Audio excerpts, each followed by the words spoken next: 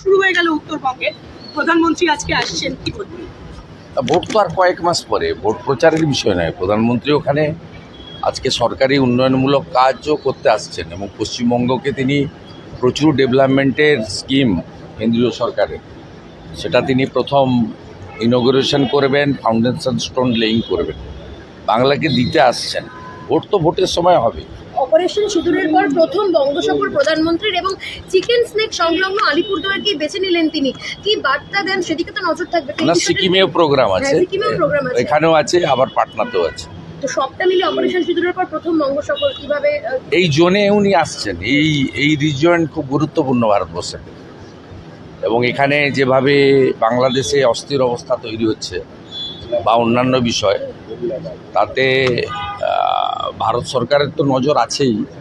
তো আমরা আশাবাদী প্রধানমন্ত্রীর মুখ থেকে আমরা খুব বলিষ্ঠ কিছু বার্তা পাব, যা দেশের পক্ষে তো যথেষ্ট এবং পশ্চিমবঙ্গের ক্ষেত্রেও গুরুত্বপূর্ণ। উদয়ন গুহ বলছেন সিঁদুর আমি বেচতে ওর আসছেন। সম্পর্কে উত্তর দেব। আর দিলীপ ঘোষ যে নিজের বাবাকে চোর বলে তার সম্পর্কে উত্তর দিতে রুচিতে বাঁধে, এই সকালবেলা এইসব আজে বাজে লোকের নাম করবেন না। দিলীপ ঘোষ যাচ্ছেন না, দিলীপ ঘোষ এই অনুষ্ঠানে আমি এর মন্তব্য করতে পারবো না। আয়োজক আলিপুরদুয়ার জেলা বিজেপি, তারা বলতে পারবে তারা কাকে ডেকেছে কাকে।